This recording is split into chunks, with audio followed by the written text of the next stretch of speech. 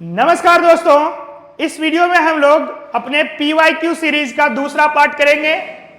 हम लोगों ने अपना पहला पार्ट किया था। आइए, ये हमारा सेट 2 है। स्टार्ट करते हैं। पहला क्वेश्चन क्या है? निम्नलिखित में से कौन सी संख्या 4 और 8 दोनों से विभाज्य है? ऐसी संख्या बताना है जो 4 से भी विभाज्य है और 8 से भी विभाज्य है। तो 4 से विभाज्यता का नियम क्या होता है?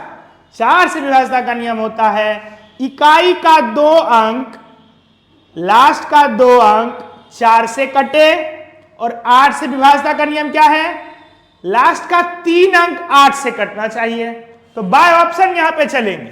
4 से कटने के लिए लास्ट का 2 अंक अगर चेक करते हैं इसका, तो 24 4 से कट रहा है, लेकिन 82, 42 और फिर से 42 ये 4 से नहीं कटता। 3 तो एक ही ऑप्शन है जो 4 से कट रहा है। फिर 8 से भी देखेंगे तो ये अंतिम 3 अंक जो कि 824 वो 8 से भी कट जाएगा। तो हमारा पहला ऑप्शन ए नंबर इसका आंसर हुआ। बहुत हल्का सवाल ग्रुप डी में ये पूछ दिया है। चलते हैं हम अपने अगले क्वेश्चन की ओर। हमारा जो नेक्स्ट क्वेश्चन है, sine square 22 degree plus cos square 68। ये यहां पे टाइपिंग मिस्टेक है, यहां साइन स्क्वायर 68 होगा। तो sine square 22 plus sine square 68 और फिर कॉस स्क्वायर 33, कॉस स्क्वायर 57 का अनुपात निकालना हम। तो क्या करना है? ये 10th वाला क्वेश्चन है। 10th में हम लोगों ने पढ़ा हुआ ट्रिग्नोमेट्री। नहीं भी अगर भी याद हो तो यहां देख लेंगे, हो ही जाएगा। सबसे पहले हम ये दो साइन जो है ना, एक को कॉस में बदल लेंगे, या तो इसको या तो इसको। तो हम लोग इसको बदल रहे हैं। कॉस में बदलेंगे तो होगा क्या? 68 तो नहीं रहेगा। साइन 68 को कॉस 68 कैसे लिख सकते हैं भाई? तो जितना जोड़ के 90 आएगा उतना लिखेंगे। 68 में कितना जोड़े कि 90 आएगा? 68 में 22 जोड़ेंगे तो कितना आ जाएगा? 90। ठीक है। तो sine square 22 plus cos square 22, ये एक फॉर्मूला होता है, 10th वाला फॉर्मूला है। Sine 90 minus theta is equal to क्या होता है? कॉस थीटा, उससे बना है। ठीक है। साइन यहां लिख सकते हैं हम लोग 68 को 90 माइनस 22 तो हो जाएगा कॉस। साइन 90 माइनस थीटा क्या हो जाएगा? Cos theta. तो इस तरह से ये चेंज किया गया है। फिर अगर आगे चले हम लोग इसको, तो इसका अनुपात निकालना है हम लोग इसके साथ। कॉस स्क्वायर 33, कॉस स्क्वायर 57, दोनों में से किसी एक को साइन में बदल देंगे। तो ऐसा करते हैं हम लोग, कॉस को साइन में बदलते हैं, फिर से साइन स्क्वायर आ जाएगा। 33 में कितना जोड़ें कि 90 हो जाएगा? 33 में 57 जोड़ने से 90 हो जाएगा। तो sine square 57 plus cos square 57। ये ध्यान रखना है कि दोनों में से किसी एक को ही चेंज करेंगे। दोनों को चेंज करेंगे फिर नहीं बनेगा, एक को ही चेंज करना है। यहां से अब हम लोग अनुपात निकालेंगे। एक फॉर्मूला और 10th का इसमें अप्लाई होगा। Sine square theta plus cos square theta क्या होता है? 1। मेरे भाई यहां ध्यान देना है। Sine square theta plus cos square theta कितना होता है? 1। दोनों में थीटा बराबर है, दोनों 1 हो गया। ठीक है। तो अनुपात क्या आया? 1:1। ठीक है। चलते हैं हम लोग अपने अगले क्वेश्चन की ओर। ये जो हमारा क्वेश्चन है, ये अलजेब्रा का क्वेश्चन है। क्या कहता है? 3a minus 4b minus 2c का होल स्क्वायर का विस्तारित रूप क्या होगा? ये हमसे a minus b minus c का होल स्क्वायर पूछ रहा है। इस तरह के क्वेश्चन में ट्रिकी चीज ये ध्यान में रखना है कि तीनों का होल स्क्वायर तो होगा ही। तो तीनों का होल स्क्वायर चेक कर लेते हैं। 3a का होल स्क्वायर, 3 का स्क्वायर 9, a का a square 9a square, 4 Chowk 16b square और 2 का स्क्वायर 4c स्क्वायर। तो ये तो सब में आना ही चाहिए, ये इसमें नहीं आ रहा है। ऑप्शन नंबर बी गलत हो गया पहले। अब आगे देखते हैं फॉर्मूला क्या होता है। फॉर्मूला होता है a square plus b square plus c square plus 2ab 2bc 2ca। तो हम लोग को ab को गुना करना है, 2 से गुना करना है। तो 4 तिया 12 दूनी 24। 24 AB इसमें है, इसमें है, इसमें है। फिर होता है 2BC, तो 4 दूनी 8 दूनी 16BC। तो देखिए 16BC इसमें नहीं है, ऑप्शन नंबर सी गया। ऑप्शन सही बना लेंगे इसको, दिमाग में तुरंत क्लिक कर जाना है कि पहले बात तो तीनों का होल स्क्वायर होगा, तो एक में नहीं था तो ऑप्शन नंबर बी उसके लिए गलती हो गया।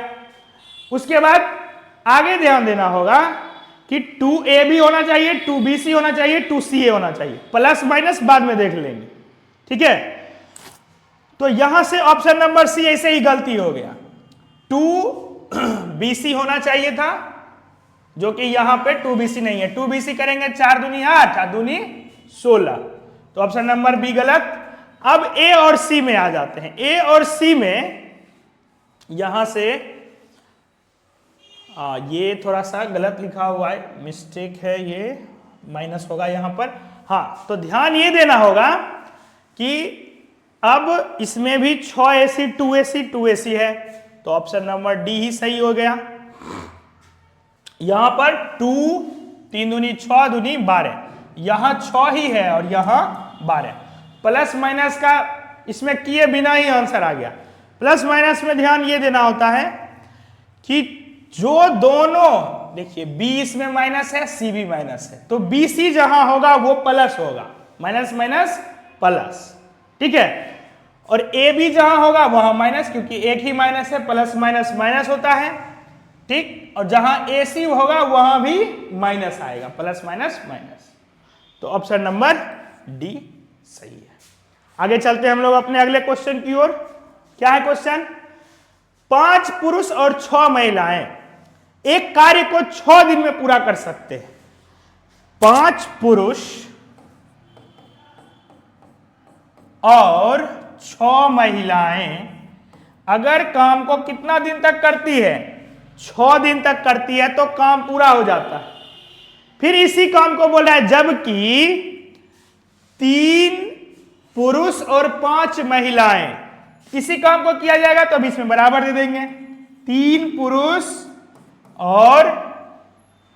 और 5 महिलाएं। ध्यान देना है भाई, यहां से क्या होगा, कितना दिन में खत्म करता है? 9 दिन में।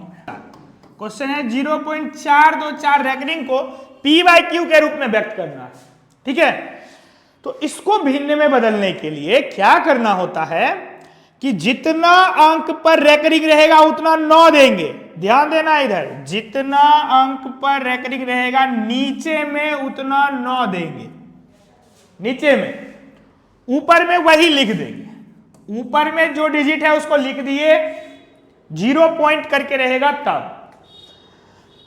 जितना अंक पे रेकरिंग है उतना 9 दिए, और जितना अंक पे रेकरिंग नहीं है उतना 0 देंगे। क्या देंगे? 0। वापस से रिपीट, जितना अंक पे रेकरिंग है उतना 9, जितना अंक पे रेकरिंग नहीं है उतना 0, और जिस पर रेकरिंग नहीं है ऊपर में उसको घटा देना है। किस पर नहीं है रेकरिंग? 4 पर, तो 4 को इसमें घटा देना है। तो ये 420/990 आ रहा होगा। तो क्या इसको काट सकते हैं? काट सकते हैं 14 बार में, और ये 33 बार में। 3 से 14 बार में, 3 से 33 बार में, तो 14/33। ठीक है, नेक्स्ट क्वेश्चन की ओर चलते हैं हम लोग। क्या कहता है अगला क्वेश्चन? ये द्विघात समीकरण दे रखा है, मूलों का गुणनफल पूछा। तो द्विघात समीकरण में मूलों का गुणनफल अल्फा इंटू बीटा निकालने के लिए क्या करते हैं? C/A। C कितना है? ये रहा। A कितना है? 3, 3 दूनी 6, तो कितना आ जाएगा? 2। ऑप्शन में स्प्रिंट है। आगे चलते हैं, नेक्स्ट क्वेश्चन कहता है यदि रीना अपने घर से निकलकर 3 किलोमीटर प्रति घंटा की चाल से चली। रीना एक लड़की अपने घर से निकली, 3 किलोमीटर प्रति घंटा की चाल से चली है। मान लेते हैं ये इसका घर है, यहां पहुंचना है इसको। पहले 3 किलोमीटर प्रति घंटा के चाल से चली, तो क्या हुआ? जन्मदिन की पार्टी में 20 मिनट देरी हो गया उसको। 20 मिनट के लिए वो क्या हो गई? देर। अब कहता है यदि वह अपनी चाल को 4 किलोमीटर प्रति घंटा करती, वह अब 3 नहीं चल के कितना चल रही है? 4 किलोमीटर प्रति घंटा, तो वह 30 मिनट पहले पहुंच जा रही है ना। 30 मिनट पहले तो इसमें दूरी पूछा है, तो उसके घर और जन्मदिन के पार्टी की दूरी, जहां उसको जाना था दूरी। ऐसे क्वेश्चन में जब दूरी पूछ ले तो सीधा सा फंडा है, एक चीज याद रखना पड़ेगा थोड़ा सा। दूरी निकालने के लिए क्या करते हैं, चाल का गुणनफल, चालों का गुना करना है, अब बटे चाल का अंतर, चालों का अंतर, और फिर समय के अंतर से गुना करना है, समय के अंतर से क्या कर देना है, गुना। बस इतना ही करना। एक चीज इसमें और करना होगा कि समय तो मिनट में दिया है और चाल घंटा में है, तो समय को जो मिनट है उसको हमको क्या करना पड़ेगा, घंटा बदलना पड़ेगा। तो यहां से बदल लेते हैं हम लोग। चालों का जब गुना करेंगे तो चाल है 3 और 4, तो 3 गुना 4, और चालों का अंतर जब निकालेंगे 4 गुना 4 माइनस 3 कर देंगे। 12 में से छोटा को घटा देना होता है अंतर निकालने के लिए। तो यहां से 1 आ जाएगा, 4 और 3 को जब घटाएंगे। अब यहां एक चीज थोड़ा सा गौर करना पड़ेगा कि समय का अंतर निकालने के लिए यहां क्या करें, क्या 30-20 को घटा दें। इसको देख लेते हैं 1 मिनट के लिए। मान लीजिए रीना को यहां ध्यान देना है अच्छे से। हम समझते हैं कि रीना को ना पहुंचना था 10 बजे, 10 AM में पहुंचना था उसको पार्टी में, ठीक है, सुबह एक बात कर लेते हैं। और पहले उसको ना लेट हो गया तो वो 10:20 में पहुंची होगी। अब बाद में वो 30 मिनट पहले पहुंची है तो 9:30 बजे पहुंच गई। तो समय का अंतर कितना है, समय का अंतर यहां 30 और यहां 20, जोड़ने से कितना आ जाएगा, 50। तो घटाना नहीं होगा, समय का अंतर निकालने के लिए यहां पे क्या करना होगा, जोड़ना होगा। इसी तरह से करके देख लेंगे हर बार। तो यहां से 50 और इसको क्या करना है, घंटा बदलना है, 60 से भाग लगा दिए। यहां से जब कैलकुलेट कर रहे होंगे तो ये 30, 3 से 20 बार में, 2 दूनी 4, 5 दूनी 10 किलोमीटर। हमारा ऑप्शन नंबर ए, ठीक है। हम लोग आगे चलते हैं। अगला क्वेश्चन क्या कहता है, 36 संख्याओं का माध्य 42 है। पहले एगो 36 को संख्या था जिसका माध्य निकालने पर कितना आया, 42। अब क्या बोलता है, बाद में पता चला कि एक संख्या 47 को गलती से 41 पढ़ लिया गया। एगो संख्या जो 47 है उसको गलती से क्या पढ़ दिया गया है, 41, तो 6 कम पढ़ा गया, ठीक है। तो जब कम पढ़ा जाएगा ना तो जोड़ना होगा, और जब ज्यादा पढ़ा जाएगा तो घटाना होगा। इस बात को ध्यान रखना है, ठीक है। तो नया माध्य पूछ रहा है, तो संख्याओं का सही माध्य क्या होगा। सही माध्य निकालने के लिए जो माध्य आया था पहले उसको लिख लेंगे। अगर कम पढ़ा गया तो जोड़ेंगे। यहां कम पढ़ा गया है ना, 47 ओरिजिनल था, अब पढ़ लिया 41, तो कम पढ़ा तो जोड़ देंगे, कम पढ़ा है जोड़ देंगे। यही अगर ज्यादा पढ़ लिया होता, 47 की जगह 56 पढ़ लिया होता, तो यहां घटा रहे होते, ठीक है। क्या घटाएंगे, 6, क्या जोड़े, 6 नहीं, 6 तो है, लेकिन नीचे में वो लिखना पड़ेगा जो माध्य था, इसे सॉरी जय वो संख्या था। क्या वो संख्या था, 36 को। जब यहां से कैलकुलेट कर लेंगे हम लोग इसको, तो 42 प्लस 6/36, 0.36 फिर हो जाएगा एकदम 166, ऐसे चलते जाएगा, कटेगा नहीं। तो इसको क्या करते हैं हम लोग, 42 प्लस 0.1, 66 को 7 तक कर लेते हैं, 0.16 जोड़ देंगे तो 42.17 हमारा ऑप्शन नंबर डी, ठीक है। इस बात को ध्यान रखना पड़ेगा।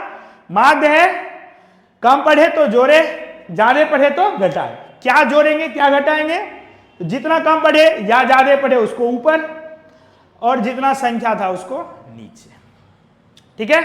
नेक्स्ट क्वेश्चन की ओर चलते हैं हम लोग।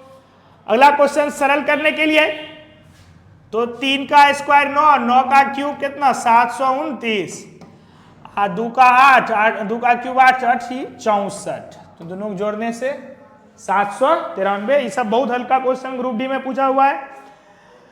हाँ, ये क्वेश्चन थोड़ा सा है, इसको हल्का है, लेकिन अगर याद होगा तो ही हल्का है ना, नहीं याद होगा तो देखना ही पड़ेगा। क्वेश्चन कहता है एक तल पर 4 बिंदु अलग अलग, एक कोई तल है, अलग अलग 4 गो बिंदु है, ठीक है, चारों बिंदु है। कहता है 3 बिंदु संरेख भी नहीं है, कोई भी 3 गो बिंदु संरेख नहीं है, ठीक है, 2 गो संरेख हो सकता है लेकिन 3 गो कोई भी बिंदु संरेख नहीं है। तो इसी तरह से होगा। कहता है उनसे होकर खींची जा सकने वाली भिन्न रिजु रेखाएं, भिन्न रिजु रेखाएं, रेखा क्या गो अलग अलग खींच सकते हैं हम ये चारों बिंदु से, ठीक है। यहां पर एक फॉर्मूला आता है एनसीआर का, यहां ध्यान देना है, एनसीआर का। एन मतलब टोटल, तो टोटल यहां है क्या गो, 4 गो ना, 4 गो बिंदु है। अच्छा, आर सी का कोई काम नहीं है। आर क्या होगा, जितना से होकर के रेखा खींचा जा सकता है। तो कितना बिंदु से होकर के आप एक रेखा खींच सकते हैं, मिनिमम आपको 2 बिंदु चाहिए। क्या एक बिंदु से रेखा खींचा जा सकता है, नहीं, एक रेखा खींचने के लिए मिनिमम आपको 2 बिंदु चाहिए, तो आर हो गया 2। इसका फॉर्मूला होता है एनसीआर का n factorial by n minus r factorial into r factorial, ठीक है। तो यहां से कैलकुलेट करते हैं हम लोग, n का वैल्यू 4 है, 4 फैक्टोरियल बटे 4 माइनस 2, n माइनस आर, तो 4 माइनस 2, और फिर r का वैल्यू 2 ही है फैक्टोरियल। यहां से कैलकुलेट करेंगे, 4 फैक्टोरियल को लिख सकते हैं 4 गुने 3 गुने 2 गुने 1, और 4 माइनस 2 फैक्टोरियल को 2 गुना 1, फिर 2 फैक्टोरियल को 2 गुना 1, तो 2 2 कट गया, 2 दूनी 4, 3 दूनी 6, तो क्या वो ऐसा रेखा होगा, 6 गो, ऑप्शन नंबर ए। आगे चलते हैं हम लोग अपने अगले क्वेश्चन की ओर। क्वेश्चन क्या कहता है, एक पाठ्य पुस्तक में कुल 892 पृष्ठ हैं, इसे 2 भागों में बांट दिया गया, ठीक है, 2 भागों में बांट दिया गया है इसको। दूसरे भाग के बारे में बोला है कि पहले भाग की तुलना में 52 पृष्ठ कम है, दूसरे काम 52 को कम है, तो दूसरा अब पहला। दूसरा अगर x कर लेंगे, इसका मतलब है कि पहला में 52 को ज्यादा है, दूसरा में अगर 52 को कम है, मतलब क्या हुआ, पहला में 52 को ज्यादा है, तो दूसरा x मानेंगे, पहला ऑटोमेटिक x प्लस 52। अच्छा, टोटल है कितना, तो जोड़ के बता रहा है, टोटल है 892। यहां से कैलकुलेशन करके x का वैल्यू निकाल लेते हैं, ये 2x उधर जा घट जाएगा 52, 840, 2 से कट रहा होगा 420 बार में। क्या पूछा था, पुस्तक के दूसरे भाग, दूसर का भाग में तो x गो न पृष्ठ है, x गो ही पृष्ठ है, तो दूसर का भाग में कितना आ जाएगा, 420, option number D. Next question की ओर चलते हैं हम लोग। कहे पिछले वर्ष रंजन का मासिक वेतन 34,500 था, ठीक है, इस वर्ष उसकी मासिक वेतन 38,640 रुपया है। पिछले वर्ष के मासिक वेतन की तुलना में इस वर्ष रंजन के मासिक वेतन में कितना % वृद्धि हुआ, परसेंटेज वृद्धि पूछेगा ना, तो जितना का वृद्धि हुआ उसको ऊपर लिख लेंगे, जहां से वृद्धि हुआ, जहां से बढ़ा उसको नीचे या गुना 100, बस।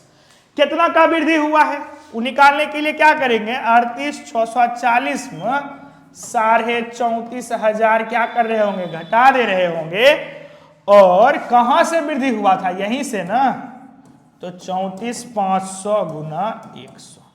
यहां से जब कैलकुलेट कर रहे होंगे, दोनों को घटा करके 345 से भाग देंगे, कितना आ रहा होगा, 12%, ठीक। आगे चलते हैं हम लोग। 14 वर्ष पहले, इस क्वेश्चन को गौर से देखना है और ध्यान से समझ लेना है।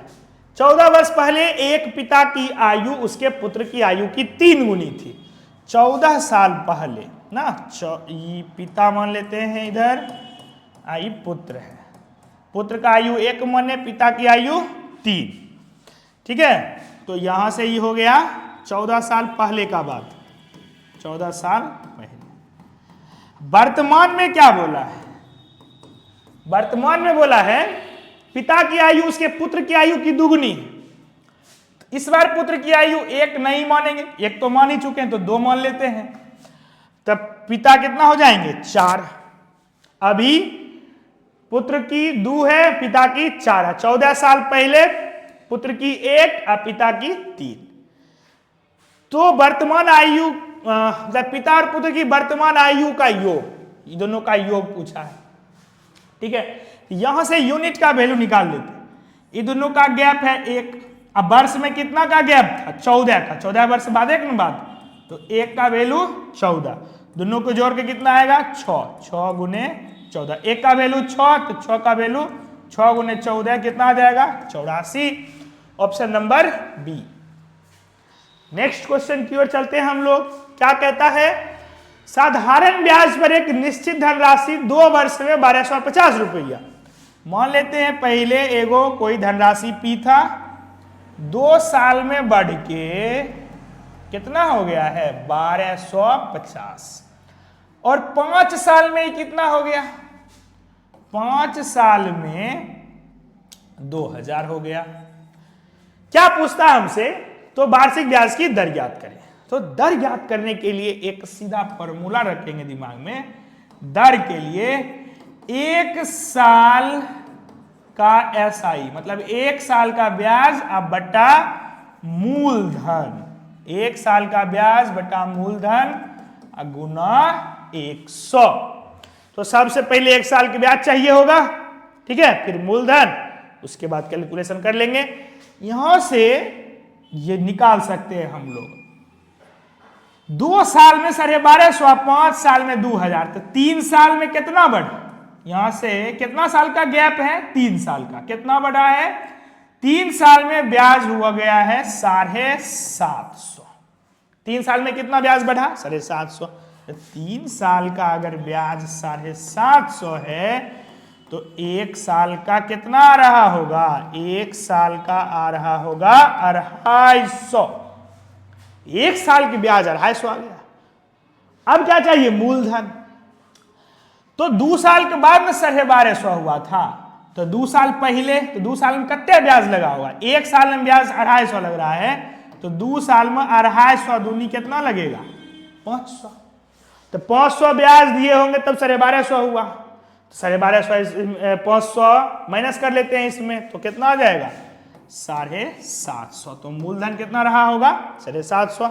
फॉर्मूला लगा लेते हैं यहां से। 1 साल के ब्याज 250 बटा 750 मूलधन हो गया गुना 100। कैलकुलेशन कर रहे होंगे, 0 0 कट जाएगा, 25 या 75, 100 बटा 3 मतलब 33.33 चलते जाएगा। तो ये हो जाएगा ऑप्शन नंबर ए हमारा आंसर। आगे चलते हैं हम लोग अपने अगले क्वेश्चन की ओर। क्या कहता है? 7 मीटर त्रिज्या और 20 मीटर ऊंचाई वाले एक बेलनाकार टंकी में भरे जाने वाली पानी की मात्रा। लास्ट क्वेश्चन है। तो आयतन पूछ रहा है, पानी भरेगा मतलब क्या पूछ रहा है? आयतन। आयतन निकाल लेते हैं बेलन का। पाई r स्क्वायर h, पाई का वैल्यू 22/7, आर कितना? 7 7 का स्क्वायर h, काट देंगे। 22 44, 440 7 380।